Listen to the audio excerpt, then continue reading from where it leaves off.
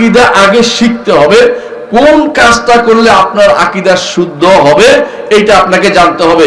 কোন কথাটা বললে আকীদা শুদ্ধ হবে জানতে হবে। এইটা অন্তরে মুখে ধারণ করতে হবে, অঙ্গ প্রত্যঙ্গে সেটা প্রতিপালন করতে হবে। আকীদার জন্য প্রত্যেকটা জিনিস শুদ্ধ হওয়া জরুরি। আপনার অন্তরের আমলটাও শুদ্ধ হবে, অন্তরের কথা বা আকীদাটাও শুদ্ধ হবে, মুখের কথাটাও শুদ্ধ হবে, মুখের আমলটাও শুদ্ধ হবে, এবং আপনার ঈমান শুদ্ধ হতে হলে অঙ্গ প্রত্যঙ্গের আমলও শুদ্ধ হতে হবে।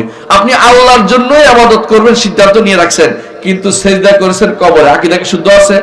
নাই। তো অঙ্গ প্রত্যঙ্গের আমলের মধ্যে আপনার আকীদা জড়িত। আপনার আকীদা কিন্তু শুধুমাত্র লা ইলাহা ইল্লাল্লাহর সাথে সম্পৃক্ত না। লা ইলাহা ইল্লাল্লাহর পরও আরো আকীদার অনেকগুলো বিষয় আছে। ওই চ্যাপ্টার গুলো আপনার আকীদা বিশুদ্ধ করার জন্য ঠিক করতে হবে, নইলে আপনার আকীদা বিশুদ্ধ হবে না।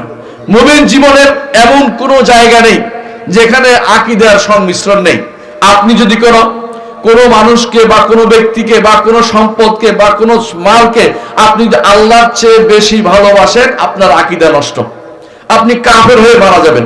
এটা আমার কথা নয়, আল্লাহ তাআলা নিজে বলে দিয়েছেন, ওয়ামিনান নাসি মান ইয়াত্তাখিযু মিন দুনিল্লাহি আনদাদা ইউহিব্বুনাহুম কাহুব্বিল্লাহ ওয়াল্লাযিনা আমানু আশাদ্দু হুব্বান লিল্লাহ। আমরা যারা আজ দুনিয়ার বুকে আছি, আমরা সবাই জানি যে আমরা আল্লাহর কাছে ফিরে যাব, আল্লাহকে বেশি ভালোবাসতে হবে। সবার চেয়ে বেশি ভালোবাসতে আল্লাহকে বেশি ভালোবাসতে হবে। আর মুহাম্মদুর রাসূলুল্লাহ সাল্লাল্লাহু আলাইহি ওয়াসাল্লামকে কেন ভালোবাসবো? তিনি আমাকে আল্লাহর পথ দেখিয়েছেন, তিনি আমাদেরকে আল্লাহর পথ দেখিয়েছেন। এই ভালোবাসাটা হচ্ছে আল্লাহর জন্য। আর আল্লাহকে ভালোবাসবো কারোর জন্য নয়, লিজাতিহি, সত্তাগতভাবে আল্লাহকে ভালোবাসতে হবে, নইলে ঈমানদার হইতে পারবেন না। কুল ইন কুনতুম তুহিব্বুনাল্লাহ ফাত্তাবিউনি ইউহিব্বুকুমুল্লাহ। যদি আপনি আল্লাহকে ভালোবাসার দাবি করেন, রাসূল অনুসরণ করেন, আল্লাহ আপনাকে ভালোবাসবে। আল্লাহর ভালোবাসা যদি না পান, আপনি জান্নাতেও যেতে পারবেন না। আল্লাহর ভালোবাসা কাদের জন্য আছে? যারা ঈমানদার, যাদের আকীদা বিশুদ্ধ, তাদের জন্য রয়েছে। সুতরাং আপনার জীবনের শুরু থেকে শেষ পর্যন্ত আকীদা যদি আপনি বাস্তবায়ন না করেন, আপনার কোনো কাজ নাই। আমরা যারা লেখাপড়া করি, নিয়তের মধ্যে যদি গড়বড় থাকে, চাকরি করার জন্য হয়, যদি সার্টিফিকেট অর্জনের জন্য হয়, তাহলে কিন্তু আমাদের লেখাপড়াটা এমনি চলে গেল। এটাও আকীদার একটা অংশ। আমরা যারা দুনিয়ার কাজ করি, যদি উদ্দেশ্য হয় হালাল হারামের চিন্তা না করি, দুনিয়াটাই তাদের একমাত্র উদ্দেশ্য, দুনিয়ার ইবাদত করা হয়, টাকা পয়সার ইবাদত করা হয়। এজন্য আকীদা যদি শুদ্ধ না হয়, আপনার পুরো জীবনটাই ব্যর্থ হয়ে যাবে। আকীদা শুদ্ধ হলে আপনার লাভ কি? আকীদা শুদ্ধ হলে আপনি জান্নাত পাবেন। আকীদা শুদ্ধ না হলে আপনি জান্নাত পাবেন না। এইজন্য আপনি যদি জান্নাতে যেতে চান, আপনার জীবনের প্রতিটি কথা, কাজ, প্রতিটি কর্ম, কথা, কাজ, বিশ্বাস সব আপনাকে বিশুদ্ধ হতে হবে। বিশুদ্ধ যদি না হয়, আপনি জান্নাতে যেতে পারবেন না। অনেকেই হয়তো আপনাকে বলবে যে আকীদা বিশুদ্ধ, আকীদা করে আপনি এত কথা বলেন, অন্য কাজ কিছু করেন না, আপনাদের এটা আপনাদের আকীদা শুদ্ধ আছে। যখন জিজ্ঞাসা করা হয় আল্লাহ সম্পর্কে আকীদা কিভাবে বিশুদ্ধ হবে, বলতে পারে না। আল্লাহ সম্পর্কে আকীদা বিশুদ্ধ হতে হলে আপনাকে তিনটা জিনিস লাগবে। আল্লাহকে রব মানতে হবে, আল্লাহর নাম গুণ মানতে হবে, এবং একমাত্র আল্লাহর ইবাদত করতে হবে।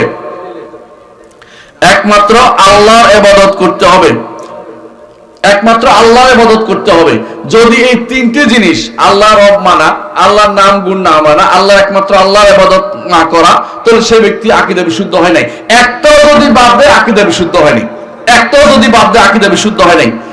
তাহলে আপনি বলতে পারেন যে আমরা যারা জান্নাতের লাভের আশা করি, জান্নাতের জন্য আমল করি, আমাদের কি এটা কি শিরক হচ্ছে নাকি? না, এটা বলছে তাবে। জান্নাতে যাব, আল্লাহ জান্নাত দিবে। আমরা জান্নাতে যাওয়ার তো কোনো পথ নাই, আল্লাহ দিবে বলেই তো যাব। আল্লাহ তাআলা জান্নাতে যাব যদি আমরা তাওহীদের উপর থাকি এবং আল্লাহর ইবাদত করি। আল্লাহর ইবাদত যদি করি, তাওহীদের উপর থাকি, ঈমান ঠিক রাখি, তাহলে জান্নাতে যেতে পারবো। কেউ যদি কোনো মানুষ যদি শুধু জান্নাত পাওয়ার আশায় আমল করে, জান্নাত পাবো, কার কাছে জান্নাত পাবে আশা করে? আল্লাহর কাছে। নিজে পাইতে পারবে না। শুধু জান্নাত পাওয়ার আশা থাকতেই হবে, কারণ আল্লাহ তাআলা কোরআনে কারীম রাসূল তার হাদিসে বারবার আমাদেরকে বলে শিখিয়ে দিয়েছেন যে আল্লাহুম্মা ইন্নী আউযু বিকা মিনান নার, ইন্নী আসআলুকাল জান্নাতা ওয়া আউযু বিকা মিনান নার শিখিয়ে দিয়েছেন। তো আমি জান্নাত চাই, জান্নাত পাওয়ার আশায় আল্লাহর ইবাদত করছি, কোনো সমস্যা নাই। এটা হচ্ছে আল্লাহর ইবাদতের ফল হিসাবে আসতেছে। আল্লাহর ইবাদতের ফল হিসাবে যেটা আপনি পাবেন, এটার আশা করা কোনো দোষ নয়, এটা শিরকের কোনো বিষয় না। সুতরাং আপনাকে যে কোনো মূল্য যেটা করতে হবে, আল্লাহর জন্যই যাবতীয় ইবাদত নির্ধারণ করতে হবে, আল্লাহকে রব মানতে হবে এবং আল্লাহর নাম ও গুণের স্বীকৃতি দিতে হবে। এবং তারপর শুধু এটা নয়, এটা শুধু একটা হচ্ছে আল্লাহর উপর ঈমান হবে। ফেরেশতাদের উপর ঈমান বিষয় কিভাবে হবে জানতে হবে, তাকদীর উপর ঈমান কিভাবে জানতে হবে। আমাদের দেশে একটা বিরাট গোষ্ঠী এখনো মনে করে তাকদীরের ব্যাপারে, তারা মনে করে আমি করব বলে আল্লাহ লিখেছেন, আল্লাহ আমার জন্য কিছু লেখেন নাই, আমার জন্য তিনি খারাপটা লেখেন নাই, ভালোটা লেখেন নাই। আল্লাহ খারাপ ভালো উভয়টা লিখেছেন। খারাপ তার নির্ধারণের দিক থেকে কোনো খারাপ কোনো কিছু নাই, আপনার কর্মের দ্বারা সেটা খারাপ হয়। ইবলিসকে আল্লাহ সৃষ্টি করেছেন, কোনো সন্দেহ নাই। ইবলিসের কথা শুনতে নিষেধ করেছেন, কোনো সন্দেহ নাই। কিন্তু আপনি যে ইবলিসের কথা শোনেন, এইটা আল্লাহ মঞ্জুর করেছেন, হতো না। কিন্তু শরঈভাবে, শরীয়তভাবে আল্লাহ এটা চান না যে একজন মানুষ, কোনো বান্দা আল্লাহর শরীয়তের বাইরে গিয়ে চলুক, এটা আল্লাহ তাআলা পছন্দ করেন না। ওয়ালা ইয়ারদা লিইবাদিহিল কুফর, কুফর আল্লাহ তাআলার পছন্দনীয় জিনিস নয়। কিন্তু কুফর তিনি সৃষ্টি করেছেন না, জগতের কুফর আসলো কোত্থেকে? আমাদের তো আরেকজন স্রষ্টা নেই, আমাদের আল্লাহই সব সৃষ্টি করেছেন। আমার জন্য ভালো মন্দ যেভাবে তিনি নির্ধারণ করেছেন, তেমনি ভাবে জগতের প্রত্যেকটি মানুষের জন্য ঈমান কুফর তিনি সৃষ্টি করেছেন। যে ঈমান জাহান্নামে যেতে চায়, কুফরের দিকে রওনা হবে, আল্লাহ তার জন্য কুফরের পথ সহজ করে দিবেন। যে জান্নাতে যেতে চায়, ঈমানের দিকে রওনা হবে, আল্লাহ তার জন্য জান্নাতের পথ সুগম সহজ করে দিবেন। আল্লাহ তাআলা তা কার জন্য কি নির্ধারণ করেছেন তিনি বলে দেন নাই। তিনি শুধু আপনাকে বলেছেন শরিয়া মোতাবেক চলার চেষ্টা করতে, আল্লাহর কাছে দোয়া করতে, ইহদিনাস সিরাতাল মুস্তাকিম বলতে, সেই পথে চলতে। আপনি যে দিকে যেটার জন্য আপনাকে সৃষ্টি করা হয়েছে সেটা আপনার জন্য সহজ করে দেওয়া হবে। আমালু ফাকুল্লুন মুয়াসসারুন লিমা খুলিকা লাহু। আপনি এই আকীদার বাইরে যদি এই আকীদা পোষণ করেন যে আমরা করব বলে আল্লাহ লেখছে, অথবা আমরা এই কিছু জিনিস আমরা নির্ধারণ করি, বা কিছু জিনিস আমাদের হাতে রয়ে গেছে আল্লাহ নির্ধারণ করেন, তাহলে আপনি ঈমানদার হইতে পারেন নাই, ঈমানদার হইতে পারেন নাই। তো তাকদীরের মাসআলা তো আমাদের সমাজে বিশাল ভুল রয়ে গেছে। ঠিক এই জাতীয় আখিরাতের মাসআলা একটা গোষ্ঠী ভুল করে বসেছে, মুতাজিলারা জাহমিয়ারা মানে না। এরকম বহু গোষ্ঠী আছে যে আকীদা বিশুদ্ধ না হওয়ার কারণে তারা কিন্তু চিরস্থায়ী জাহান্নামী হয়ে যাবে। এই জন্য আকীদার কাজটা বেশি জানা বেশি গুরুত্বপূর্ণ। দ্বিতীয় কাজ হচ্ছে মানহাজ। মানহাজের কি দরকার? মানহাজ হচ্ছে আকীদার সহ অন্যান্য বিষয়ে চলার জন্য একটা সুন্দর নীতিমালা আল্লাহ তাআলা দিয়ে দিয়েছেন, রাসূল সেটা জানিয়ে দিয়েছেন। এই নীতির বাইরে গেলে আপনি পথভ্রষ্ট হয়ে যাবেন। ওই নীতির বাইরে গেলে আপনি আর সাহাবীদের তরিকা থাকতে পারবেন না। নীতির বাইরে যাইতে যাইতে একসময় আপনি কাফের হয়ে যাবেন। নীতির বাইরে যাইতে যাইতে একসময় আপনি ঈমান থেকে বাইরে চলে যাবেন। নীতির বাইরে প্রথমে সামান্য যায়, পরে যেতে যেতে বিশাল আকার ধারণ করে। সেটা দেখুন, যখন শিয়াবাদ প্রথমে শুরু হয়েছিল, তখন আলী রাদিয়াল্লাহু আনহুকে একদলে ভালোবাসতো, একদলে বলতো যে একদলে আলী, আরেক দল আলীকে দেখতে পারতো না। এরকম একটা কিছু মানুষের মধ্যে তৈরি হয়েছিল। ধীরে ধীরে সেটা এমন পর্যায়ে গেছে যে ইসলাম থেকে এরা এত দূরে সরে গেছে জাভেদিরা, যে সেখানে আর আমাদের কোরআনকে তারা বিশ্বাস করে না, আমাদের হাদিসগুলি তারা বিশ্বাস করে না, আমাদের সাহাবায়ে কেরামকে তারা মানে না, আমাদের দ্বীনের অধিকাংশ জিনিস তারা মানে না, তারা কবর খুঁজে লেগে থাকে। এগুলি কেন হয়েছে? কারণ মানহাজ, কোরআন সুন্নাহ মানতে গিয়ে নিজের মন মতো ব্যাখ্যা দাঁড় করিয়েছে, অথবা কোরআন সুন্নাহ মানতে হবে কি হবে না তাদের একটা নিজস্ব আইডিওলজি দাঁড় করিয়ে দিয়েছে। এই জাতীয় কাজ যারা করবে তারা বলে মানহাজ বিচ্যুত। যতগুলি ফেরকা তৈরি হয়েছে, সবাই তৈরি হওয়ার পিছনে কাজ হচ্ছে মানহাজগত বিচ্যুতি। আমাদের এই বাংলাদেশেও আপনি যত রকমের লোকদের দেখতে পাচ্ছেন, আপনারা জানেন যে শতকরা 10% বেশি সহিহ আকীদার ধারক বাহক নাই। কারণ তারা আগে তো ভালোই ছিল, ধীরে ধীরে তারা আকীদা মানহাজগত বিচ্যুতির কারণে বিভিন্ন ফেরকায় পরিণত হয়েছে। এই ফেরকায় পরিণত হওয়ার মূল কারণ হচ্ছে মানহাজগত বিচ্যুতি, পথ হারিয়ে ফেলা। পথ কিভাবে হারায় আমি একটা উদাহরণ দেব। রাসূলুল্লাহ সাল্লাল্লাহু আলাইহি ওয়াসাল্লামের ইবাদত কিরকম হয় জানার জন্য 3 ব্যক্তি রাসূলের খবর নিয়েছে তারা কি ইবাদত করে। জানানো হলো যে রাসূলুল্লাহ সাল্লাল্লাহু আলাইহি ওয়াসাল্লাম এরকম এক ইবাদত করেন, রাতে ঘুমান ইবাদত করেন, এবং তিনি বিয়ে শাদীও করেছেন, এবং তিনি সওম পালন করে আবার ভাঙে না। তাদের কাছে এটা পছন্দ হয়নি। কারণ তাকাল্লুহা, তারা মনে করে এত অল্প আমল করে কেমনে কি হবে। তারা আমল বেশি করার জন্য একজন শপথ করে বসলো যে আমি সারা রাত ধরে ইবাদত করব, আমি রাতে ঘুমাবো না। আরেকজন বললো যে আমি জীবনে কোনোদিন আর সওম করবো না, ভাঙবো না। আরেকজন বললো যে আমি কোনোদিন বিয়ে শাদী করবো না, মানে একেবারে আল্লাহর জন্য ফেদা হয়ে যাবে। রাসূলুল্লাহ সাল্লাল্লাহু আলাইহি ওয়াসাল্লাম এটা কি পছন্দ করছে? পছন্দ করেনি, কারণ এটা মানহাজগত বিচ্যুতি। রসুলের মানহাজে টিকার জন্য আপনি বেশি করলেই পাবেন তা কিন্তু না। এই বেশি করতে গিয়ে একদল খারিজি হয়ে গেছে, বেশি করতে গিয়ে একদল খারিজি হয়ে গেছে, আরেক দল ছাড়তে ছাড়তে মুরজিয়া হয়ে গেছে, আরেক দল জাবারি হয়েছে, আরেক দল কাদারি হয়েছে, আরেক দল আশারি হয়েছে, আরেক দল মাতুরিদি হয়েছে, আরেক দল এই জাতীয় ভাগ হতে হতে উম্মতে মুসলিমা যতগুলি ভাগ হয়েছে সবগুলি শুরু ছিল অনেকের ন্যাক নিয়তে শুরু হয়েছে। ন্যাক নিয়তে কিন্তু কোনোদিন আপনি পার পেতে পারবেন না, কাজটাও শুদ্ধ হতে হবে। মুহাম্মদুর রাসূলুল্লাহ সাল্লাল্লাহু আলাইহি ওয়াসাল্লাম যেই পথ দেখিয়েছেন, সাহাবায়ে কেরাম যে পথে চলেছেন, ওই পথের বাইরে যারা চলবে তারা পথভ্রষ্ট হবে। আমি বলি নাই, মুহাম্মদুর রাসূলুল্লাহ সাল্লাল্লাহু আলাইহি ওয়াসাল্লাম বলেছেন, রাসূল বলেছেন আমার উম্মত 73 ভাগে বিভক্ত হবে, 72 ভাগ জাহান্নামে যাবে, 1 ভাগ শুধু জান্নাতে যাবে। সাহাবায়ে কেরাম বলেছেন ওই 1 ভাগ কারা? যারা জান্নাতে যাবে।